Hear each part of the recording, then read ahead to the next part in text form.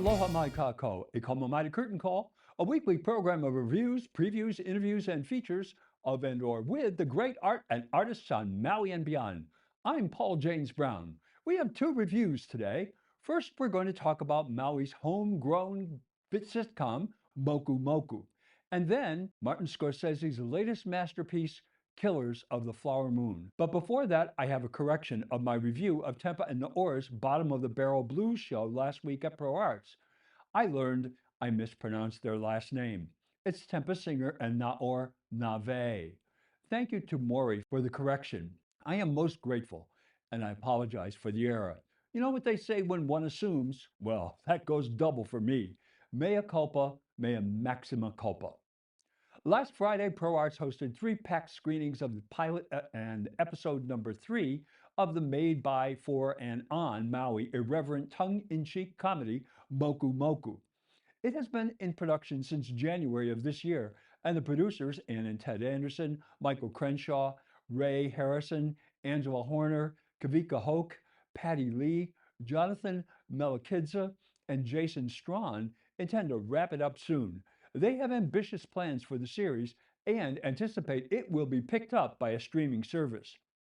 The series is the brainchild of Kavika Hoke, who was born in Oceanside, California, but whose grandparents are from Makawao and Napili. They were forced to leave Maui for San Diego because it was just too expensive here. He told the Maui News, quote, "This story is not just for Maui or Hawaii, it's for all our displaced Hawaiians. I want them to feel like there's a piece of home calling back to them," unquote. The writing team is Mr. Melakidze, Mr. Hoke, Mr. Anderson, and Chino LaForge. It focuses on the trials and tribulations of three upcountry friends. Kimo, played by Bronson Varda, an actor and singer who hails from Oahu, he is trying to find himself and having a hard time. His best friend Pili is played by Mr. LaForge, whose character is the comic relief in the show. From wearing multiple mu'u to exploring the wonders of flatulence, Mr. LaForge is game for whatever comes. His character is having the best time. His 6-minute monologue in episode 3, which he told me was mostly done in one take and did not use a teleprompter, was a tour de force. Then there is Leilani, played by Patty Lee. She is the sensible one who observes the absurdity of the other two with an involved skepticism. Ms. Lee has appeared on Magnum PI, as well as a featured role in Bruce Willis's final film with John Travolta, Paradise City. Kimo's mother, Olina, is played by Kathy Collins, one of Maui's most well-known personalities, who has been acting, broadcasting, and sharing her talents with Maui's people for more than 4 decades. She has honed this character, who is every mother, island style. And then there is Uncle, played by Kay Kaleo Carter. He is kind of a dirty old man. The final member of the cast is Kainoa Hokajo. He plays Ikaika, who challenges Kimo, but then befriends him. Mr. Hokajo had a featured role in Brian Cohn's Kuleana. There are cameos by virtually every actor on Maui. I love the one by Charlie Dungans in the pilot episode. Here is the trailer for the pilot. Oh, these are my grandfather's? Oh, I don't think you get your grandfather's genes. Oh, don't say it. You get his chaps. Why you never tell me the grandpa was in Paniolo? Your grandfather was a lot of things. None of them was good. I know. Like one of the village people. Now, hurry up. That guy Ikaika, he's state champ. Won like 6 roping tournaments. Him? But my grandfather was better. You think you're Paniolo? Jim's grandfather was a legend. Oh.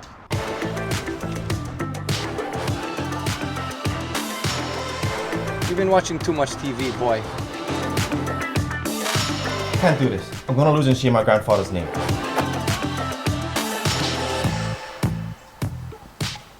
Oh, bruh. You look like one. Rodeo prostitute. Thanks, Mom!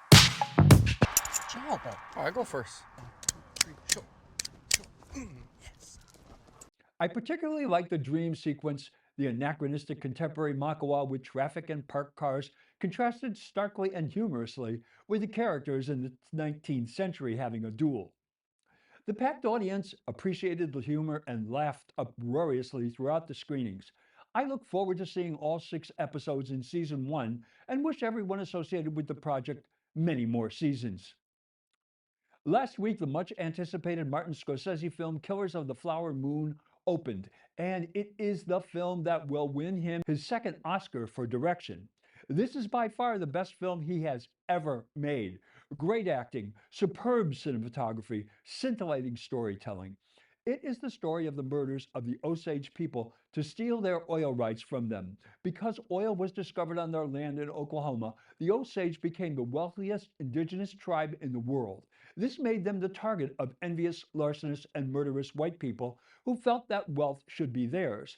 They plotted to become romantically involved with the indigenous women who had oil rights and then to murder them and all of their potential heirs so the oil rights would go to their surviving white husbands. Leonardo DiCaprio plays Ernest Burkhart, a returning veteran in 1919, the nephew of William King Hale, the rancher and duplicitous deputy sheriff who pretends to be a lover of the indigenous Osage, but is the mastermind behind the plot to murder them and steal their land. Robert De Niro gives the performance of his life in this film, and he should be a shoo-in as Best Supporting Actor in both the SAG and Academy Awards and every other one there is. King, as he likes to be called, convinces Ernest, a taxi driver, to woo his passenger Molly, a beautiful oil-rich Osage woman played beautifully by Lily Gladstone. He also convinces him to poison her, insulin, recruit murderers to kill her sisters and other rich members of the tribe. The amazing thing about this is Ernest really loves Molly and she loves him. So why does he do what he does? I found myself appalled and delighted by his actions. The complexity of his character is a head and heart conflict. His head is shaped by the power of King, but his heart belongs to Molly. He sums it up best when he famously says, quote, "I love money as much as I love Molly," unquote. The film runs 206 minutes and it is riveting. Every moment is packed with emotional energy and great storytelling. The performances are uniformly outstanding. Mr. DiCaprio's Ernest at times makes you want to strangle him, and then there are times when you want to give him a big hug and a pat on the back. Ms. Gladstone is the definition of dignified elegance. She portrays a devoted wife and mother who is battling diabetes while suffering through the loss of her family to illness and murder. Mr. De Niro's creation of King is the best character since Travis Bickle in Taxi Driver. You see him defending, embracing, and befriending the Osage to their faces. His proficiency in their language was astonishing, while simultaneously plotting their demise behind their backs. It is a masterful performance by America's finest actor. He will win many awards this year for this performance. The other star of this film is the Osage people. Mr. Scorsese collaborated with indigenous people to ensure the accuracy of their portrayal and story, and he has succeeded brilliantly. The Osage come off so much more sympathetic than white people. This is a movie you do not want to miss. Every frame is what cinema was created for. The story is one that needed to be told and one you will not soon forget. Get tickets and go see it at Regency Kihei or Maui Mall Megaplex. Don't miss it. Well, that's Curtain Call for this week. Mahalo for joining in. I'm Paul James Brown. Maui Strong. Ahui ho.